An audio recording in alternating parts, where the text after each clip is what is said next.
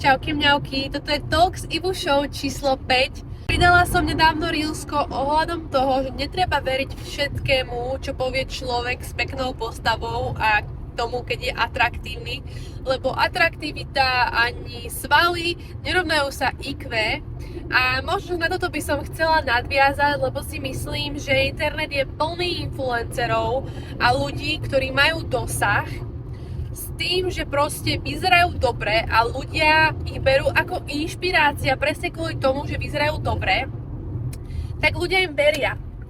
A ja na tom nevidím nič zlé, že proste človek verí nejakému svojmu idolu, ktorý má na internete, ale skôr si myslím, že niekedy alebo dosť často to treba brať ako keby s odstupom a za to, že človek dobre vyzerá, neznamená to automaticky, že tie informácie, ktoré dáva von, sú pravdivé. Na internete alebo v realite, áno, ale na internete to platí o 100-krát viacej, lebo estetické fotky, pekné, super postava a hneď proste ľudia veria tomu, čo tento človek hovorí. Či je to muž alebo je to žena, ale ja mám pocit, že hlavne ide o ženy a úplne akože toto platí na tému fitnessu. Ženy sa chcú prezentovať veľmi esteticky. Nemám to rada, keď sa ľudia pretvárajú na internete.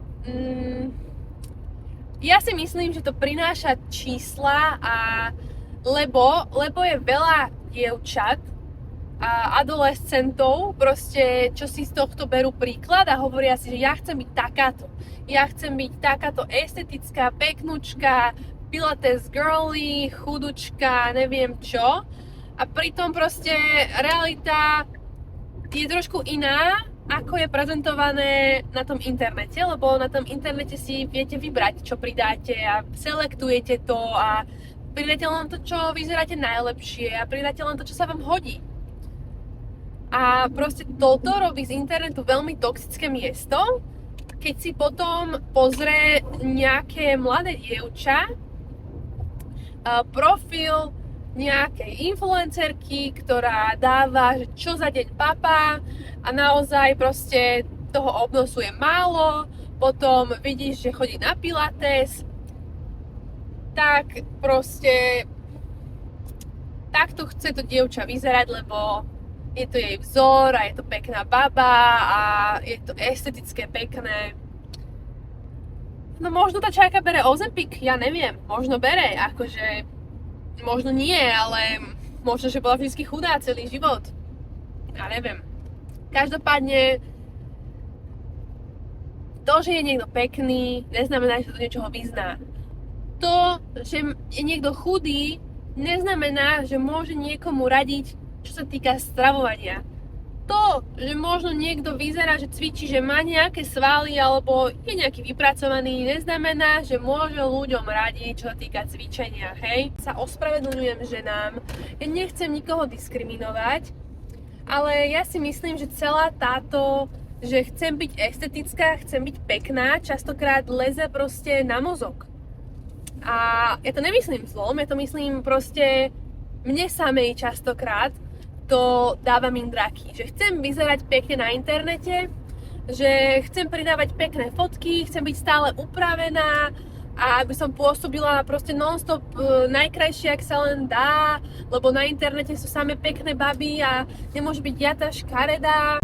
To všetko není realita, to čo tam oni dávajú väčšinou, všetky tie proste clean girls v realite nie sú clean girls. To, že pridá fotku proste z pilatesu, z mačí, nejakú kapučinko a neviem čo a zladený outfit, neznamená, že má v poriadku celý život, že má celý život proste poukladaný a vôbec to nevypovedá o živote nikoho. A ja si myslím, že clean girls, estetika je totálne proste vymyslená, že nikto takto nežije. Reálne proste za mňa to sa nedá v realite byť clean girl. non-stop, neviem jaká, upravená a neviem čo, a stále len ako zladená a pozitívna, estetická. A proste mi príde, že to strašne veľké nároky kladie na mladé baby, ktoré si z toho berú inšpiráciu a chcú non-stop byť tiež takéto, a potom keď nie sú, tak si myslia, že niečo je s nimi zle. Prečo? Ja som strapatá, mám akné a proste potrebujem double shot espressa, aby som fungovala, a tam tá influencerka je stále krásna, upravená, aj nenamalovaná, ide si na maču a chodí si na pilatesík a proste pre ňu je to realita a ja takto fungovať nevládzem a nejak som sklamala tým pádom, lebo ja chcem byť takáto.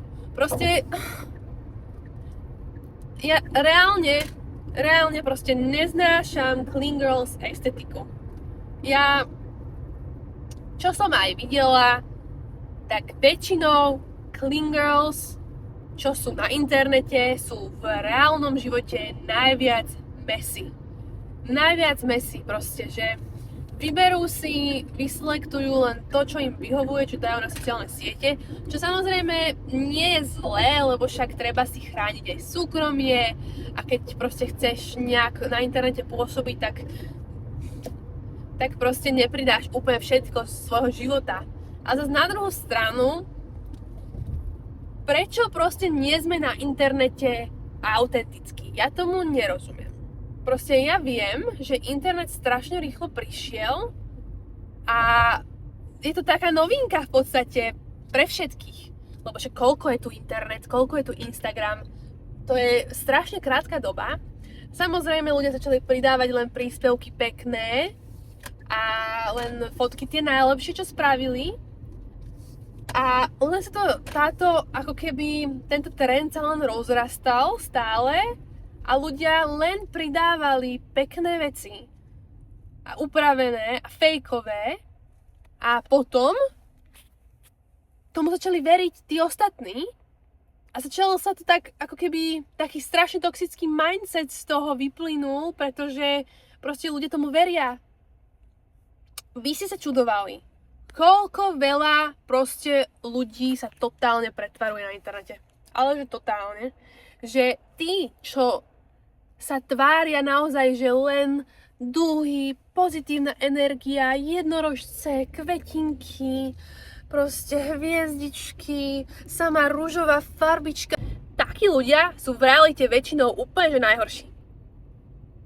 Akože, ak som niekoho urazila, tak ma to mrzí, ale if the shoe fits.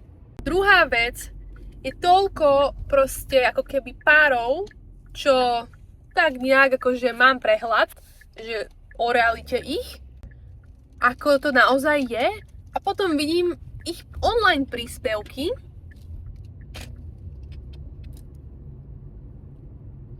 hej, že čož je veľmi smutné, hej, ale akože proste sa pretvarujú, že akí sú šťastní a pritom ich vzťah vôbec nie je šťastný. Čož akože OK, tak nebudeš asi dávať svoje vzťahové problémy online, ale v tomto musím ako keby oceniť Ninu Jánovú. Naposledy som stretla jej video a tam ho rozprávala o tom, že má proste s tým jej frajerom teraz zlé obdobie a že sa hádajú a že ona pláče často dlho. A proste som si povedala, že OK, že toto je druh autenticity, ktorý ja na internete chcem vidieť. Akože nemyslím si, že je úplne OK, ako keby nejakým spôsobom verejne riešiť svoje problémy a tak ďalej. Ako napríklad teraz jedna nemenovaná topánková influencerka, ktorá dala všetky možné screenshoty online z jej vzťahu so snúbencom a proste úplne strašne všetko zo súkromia dala von. Že to akože, OK, you do you, ale za mňa to nie je úplne OK, úplne tak ako keby všetko zo súkromia zdieľať. Každopádne, čo som chcela povedať je, že ona ako keby len oboznámila svojich fanúšikov s tým, že teraz to je obdobie nie je úplne ideálne, že má vzťahové problémy s priateľom. A proste ja toto úplne oceňujem, že je reálna, je autentická, povie to, čo má na jazyku, a presne potom proste ľudia vidia, že OK, že aj Nina Janová má problémy, aj keď sa prezentuje, že je totálna baddie, že je proste prachatá, pekná, má nové cecky veľké, že je totálne sexy, úplne baddie, proste viete. A potom príde takýto príspevok o tom, že plakala do 3. do rána, že je smutná, čo je akože samozrejme hrozné, ma to mrzí, hej. Dúfam, že ti bude lepšie, Nina.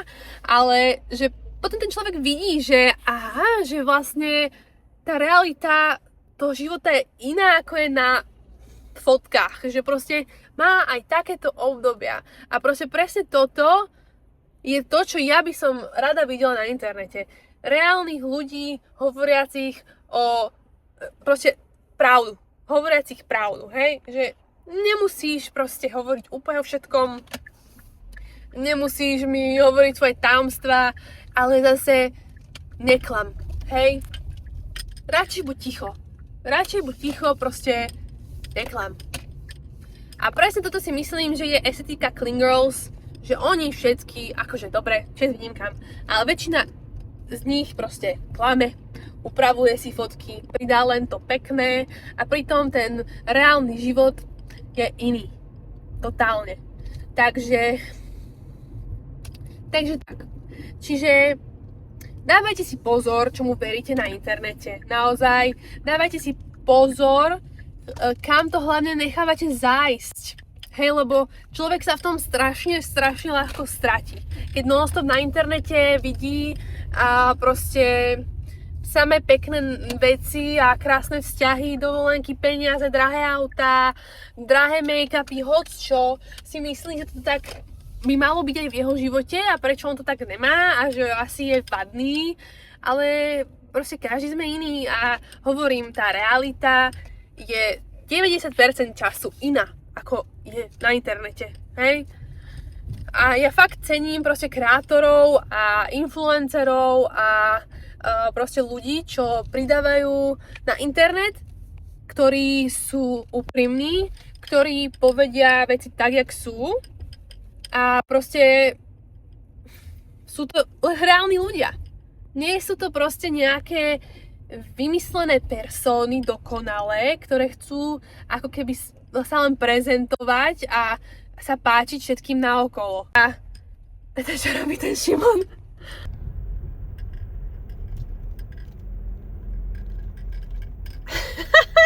Dilino. Dobre, no. Každopádne, chcela by som proste zaviesť trend, alebo čo, alebo proste len chcela by som viac autenticity, viac reálnych ľudí na internete. Hej? A iba to som chcela proste rozvinúť, že naozaj dávajte si pozor, čomu dôverujete a nemyslíte si, že je niečo s vami zle, pokiaľ váš život nevyzerá tak, ako vyzerá tých Clean Girls na internete, hej? A to je odo mňa asi všetko zatiaľ, tak sa majte. Čaute.